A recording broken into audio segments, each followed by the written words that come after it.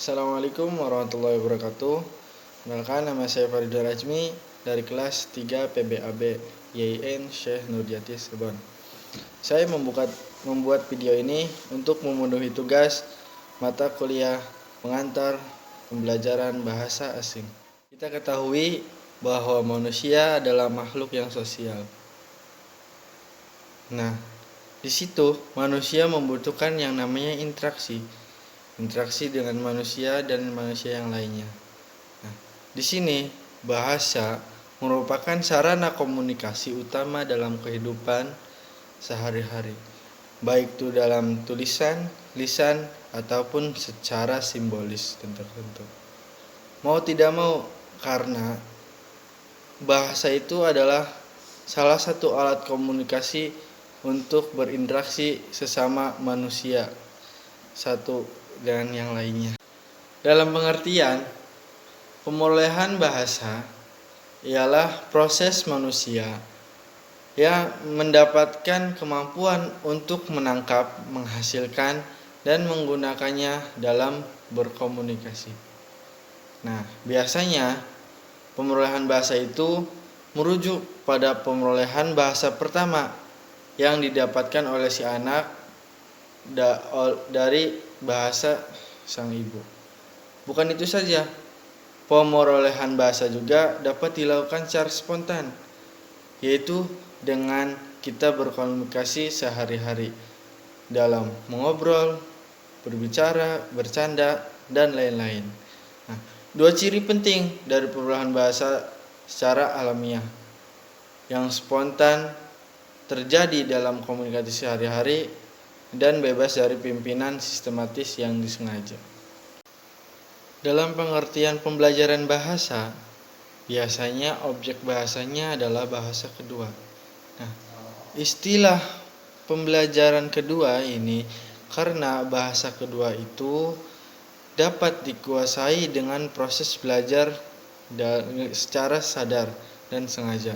Nah, pembelajaran bahasa biasanya dilakukan secara formal, itu dalam pendidikan, dalam pekerjaan, baik maupun di masyarakat secara formal. Sekarang pada persamaan pemulihan bahasa dan pembelajaran bahasa. Banyak persamaan dalam kedua tersebut, yaitu salah satunya dalam prakteknya, dalam meniru, memahami, dan lain sebagainya. Nah, dalam praktek persamanya apa? Dalam pemulihan secara spontan itu dalam mengobrol, kita berbicara, dalam pembelajaran misalnya kita praktek membaca, qiraah, dan lain-lain. Nah, dalam meniru gaya bahasa saat kita ngobrol, ada teman yang bilang, "Kaifahal?" Nah, itu secara spontan. Dan dalam pembelajaran juga meniru bagaimana guru menjelaskan, dan si anak tersebut bisa meniru gaya guru tersebut dalam pembelajaran bahasa Arab. Sekarang pada perbedaan pemulihan bahasa dan pembelajaran bahasa. Nah, ada beberapa yang saya temukan, yaitu salah satunya perbedaan antara motivasi dan tujuan. Nah, biasanya pemulihan bahasa itu dilakukan untuk berkomunikasi, sedangkan pembelajaran dilakukan untuk tujuan atau motivasi tertentu. Contohnya untuk bisa menafsirkan Al-Quran, bisa mengartikan Al-Quran, dan lain sebagainya. Itu perbedaan yang pertama. Nah, perbedaan yang kedua yaitu pemulihan bahasa. Nah, pemulihan bahasa dilakukan secara tidak sadar, sedangkan pembelajaran bahasa dilakukan secara sadar melalui pendidikan, melalui lingkungan kerjaan, dan lain sebagainya. Perbedaan yang ketiga ialah pemulihan bahasa itu tidak membantu kemampuan si anak, tetapi sedangkan pembelajaran bahasa itu membantu atau menolong dalam kemampuan si anak. Jadi saya akan kaitkan bahasa Arab di pondok pesantren, diperoleh atau dipelajari. Menurut saya dua-duanya bisa. Kenapa?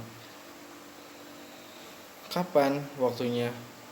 Dipelajari bahasa Arab dipelajari saat para santri atau anak-anak itu belajar mengaji.